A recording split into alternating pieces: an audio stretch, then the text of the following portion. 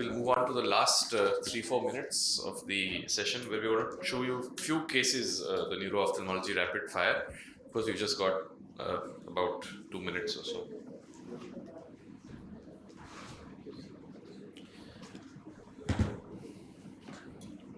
So the whole purpose of this session actually is to help you, look at a case of neuro-ophthalmology and to, be able to diagnose it and to use investigations effectively. So I hope we're being able to, come across and, put that across to you. Yeah.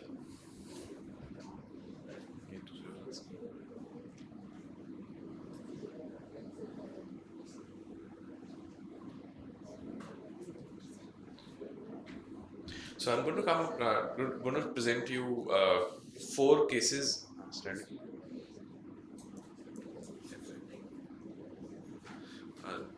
Four cases here, very quickly in the neuro-ophthalmology rapid fire of cases. The first.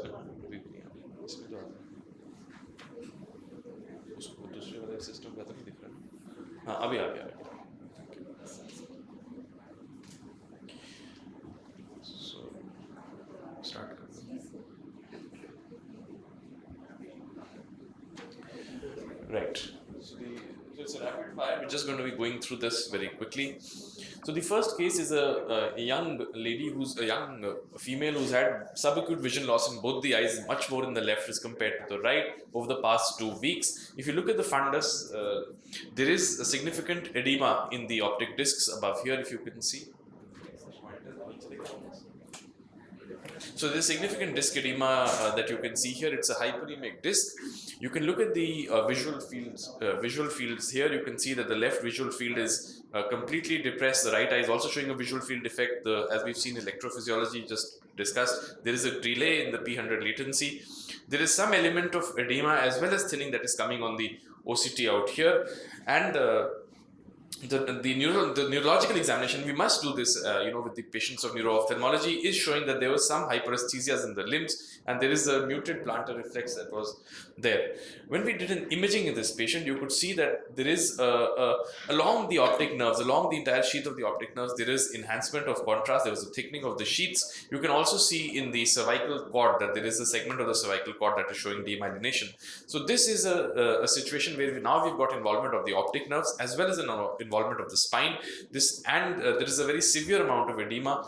Typically on MRI, when you do see these long sheath-like demyelinations, this is different from typical optic neuritis. Here you could see the CSF is normal, but you could get a MOG positive. You must do these MOG and the NMO tests when you are suspecting an atypical optic neuritis of a severe variety, bilateral with severe vision loss, as we could see here. And if there's definitely any involvement of the spine, it is a must that should be done now. And this was a MOG positive or myelin oligodendrocyte protein positive case. So severe form of optic neuritis along with a little bit of myelitis, and this goes into a MOG positive optic neuritis, and this required IV steroids urgently, and then we also had to give IVIG and rituximab because these are conditions which tend to cause a permanent vision loss, and it's much more chronic. You have to give this therapy for a much longer time as compared to the typical optic neuritis.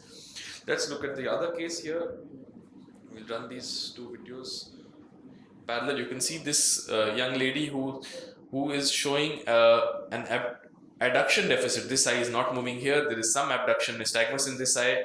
The rest of the ocular movements are actually quite normal. So when you see this, you must suspect internuclear ophthalmoplegia. This happens because of a lesion of the medial longitudinal fasciculus. At this age group, typically you're thinking of demyelinating lesions that are going to be causing this. So you need to image this patient as well.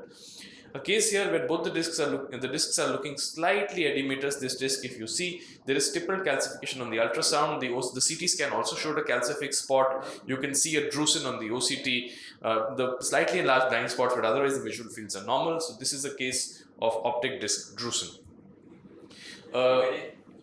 Yeah, this is the last thing. So there is edema in both the optic nerves here. You can see that, but these are conditions, IAH condition, though it appeared to be benign earlier, but you can see how quickly the vision loss happens. These are 2 fields that have been done just barely a few days apart with such severe edema. So this is showing in case of IIH.